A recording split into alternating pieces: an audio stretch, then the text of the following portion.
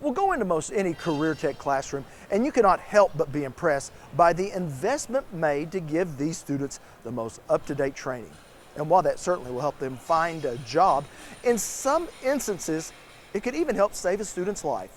Joining me now is our Elisa Hines. Rob, I'm here at the Criminal Justice Competition at Skills USA, where students are showing judges that they have what it takes to be a law enforcement officer by performing various police duties that can be highly stressful. And when a police situation is at its most stressful, that's when officer training automatically takes over.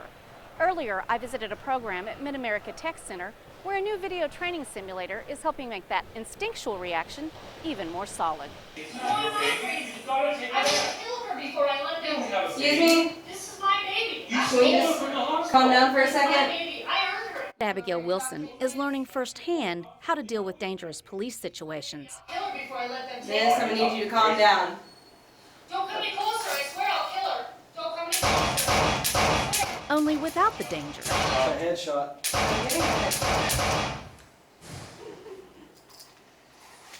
It was just like, this is so cool. Like, it was just, like, there wasn't really, like, words to describe it, not like, it was just so cool. Abigail is using the MILO Range interactive training simulator that her instructor David Graham says uses real-life scenarios.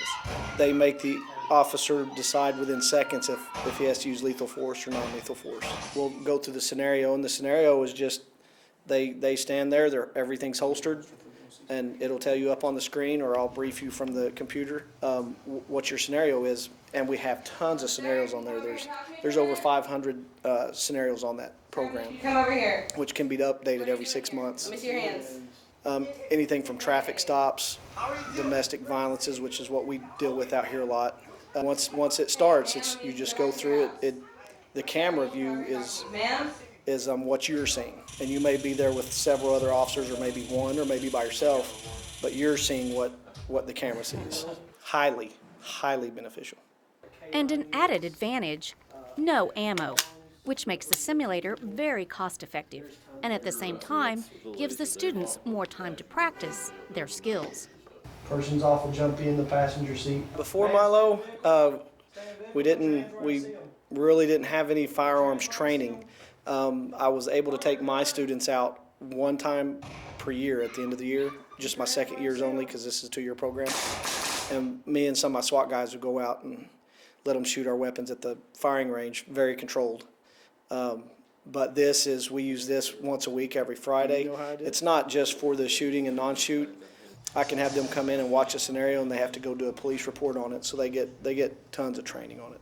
That's a good kill shot. Training that students like Abigail really like. The students love it. Obviously, they think it's a big video game, but it's very realistic, and we treat it like a shooting range. And Abigail is able to take what she's learning on MILO and apply that knowledge at the state Skills USA competition. We do traffic stops, fingerprint lifting, job interview, a domestic situation, write a report over the domestic situation. I'm the only girl competing from our class in criminal justice, so it's kind of a guy's world, and it's pretty difficult sometimes being called like Cadet Kelly, Barbie, Army Barbie, whatever. But it's a lot of fun, and if you're a girl, come on out. Like, you'll love it, I promise you. Simulating real-life situations that students like Abigail may face in their law enforcement career. So, Elisa, what exactly does MILO stand for? Well, Rob, I asked that very same question, and what I found out is MILO stands for Multiple Interactive Learning Objectives. Well, I'll just call it MILO. Now, are local officials using MILO as well? That's right.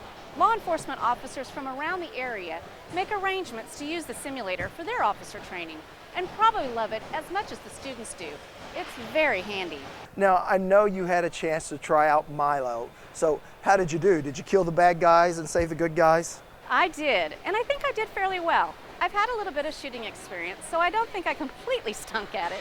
So, Elise, how many students are competing in this year's competition? Well, Rob, organizers tell us there are 38 students competing this year, many of which hope to someday have a career in law enforcement. All right, thank you so much, Elisa. You're welcome, Rob. Now, when we return to the 49th Annual Skills USA State Leadership and Skills Championship here in Tulsa, Oklahoma, we'll take you behind the scenes to get a first-hand look at some more pretty cool stuff.